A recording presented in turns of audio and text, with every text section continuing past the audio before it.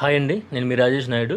ఈరోజు వ్లాగ్ ఏంటంటే ఏడుపాయల టెంపుల్, వనదుర్గా భవానీ అమ్మవారి టెంపుల్ అని కూడా అంటారు. ఈ టెంపుల్ చాలా విశిష్ట కలిగిందండి.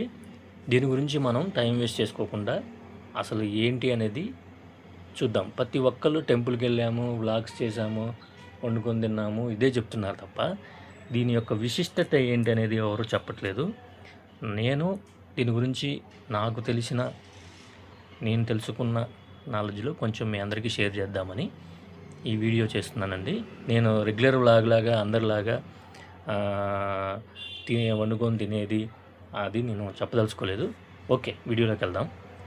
పూర్వం పాండవుల్లో అర్జునుడి మనవడు పరీక్షితుడు అని ఉండేవాడండి. అతను అడవికి వెళ్ళాడు. పూర్వం రోజుల్లో ఈ టెంపుల్ అంతా ఒక అడవిలాగా ఉండేదండి. అతనికి బాగా దాహం వేస్తుందని చూస్తూ ఉండగా అక్కడ ఒక కఠోర దీక్షలో ఉన్న ఒక ముని అతనికి కనిపిస్తాడు. అతను చాలా కఠోర దీక్షలో ఉంటాడు. ఈ పరీక్షితుడు అతన్ని దాహం అడుగుతాడు. కానీ అతడు కఠోర దీక్షలో ఉండటం వల్ల 2-3 సార్లు అడిగినా అతడు చెలించకపోవటం వల్ల ఇతనికి విపరీతమైన కోపం వచ్చి ఆ పక్కనే ఉన్న చనిపోయి పడి ఉన్న ఒక పాముని తన మెడలో వేసి వెళ్ళిపోతాడు.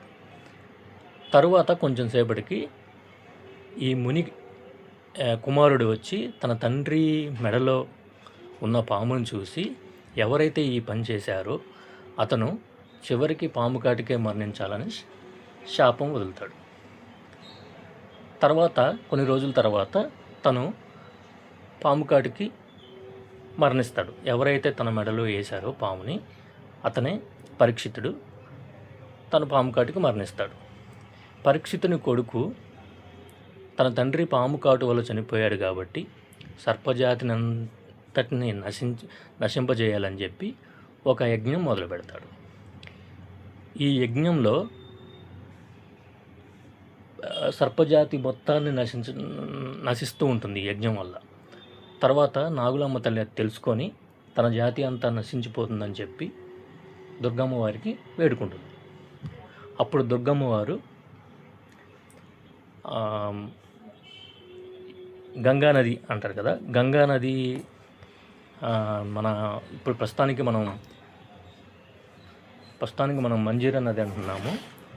ఈ మంజీరా నది నుంచి 7 పాయలుగా చీలి ఆ సరౌండింగ్స్ మొత్తం 7 పాయల్లాగా ఆ యజ్ఞం చుట్టూ స్ప్రెడ్ అయ్యి ఈ యజ్ఞాన్ని ఆపిందని, దానివల్ల ఈ సర్పజాతి ఆ యజ్ఞం బారి నుంచి బయటపడిందని నానుడిగా చెప్పుకుంటారు. ఈ 7 పాయలుగా స్ప్రెడ్ అవ్వటం వలన దాన్ని 7 పాయలు అని అంటారు. ఈ 7 పాయలు టెంపుల్కి ముందు 3 పాయలుగాను, టెంపుల్కి వెనక వైపున 4 పాయలుగాను ప్రవహిస్తూ ఉంటుంది. అందులో ఒక పాయ అమ్మవారి పాదాలకు తాక్కొని వెళ్తూ ఉంటుంది. ఇది ప్రతిరోజు అమ్మవారి పాదాలకు తాకి వెళ్తూ ఉండటం వలన ఈ అమ్మవారి టెంపుల్కి అంత ప్రాధాన్యత ఉంది. ఇక్కడికి వచ్చిన ప్రతి భక్తుడు తన ఏదైతే కోరుకుంటాడో అది కంపల్సరిగా తీరుతుందని ఇక్కడ ఉన్నవారి నమ్మకం. నేను చూపిస్తున్నాను చూడండి. ఒక పాయ అమ్మవారి పాదాలకు తాక్కుంటూ పోతుంది అంటున్నాను కదా, చూడండి. ఇప్పుడు వాటర్ కొంచెం తక్కువగా ఉంది. దానివల్ల వాటర్ వర్షాకాలంలో గర్భగుడిలోకి కూడా వాటర్ వెళ్తుందండి. అసలు ఈ టెంపుల్ అంత విశిష్ట కలిగింది. ఒకసారి మనం కంపల్సరిగా వీటి గురించి తెలుసుకొని వాళ్ళ విశిష్టత తెలుసుకొని మనం కంపల్సరిగా విజిట్ అవ్వాలి. చూడండి, చాలా బాగుంది టెంపుల్. చాలా విశిష్టత కలిగిన అమ్మవారు. ఒకసారి ఫ్యామిలీ మొత్తం వెళ్ళండి. Nice, super.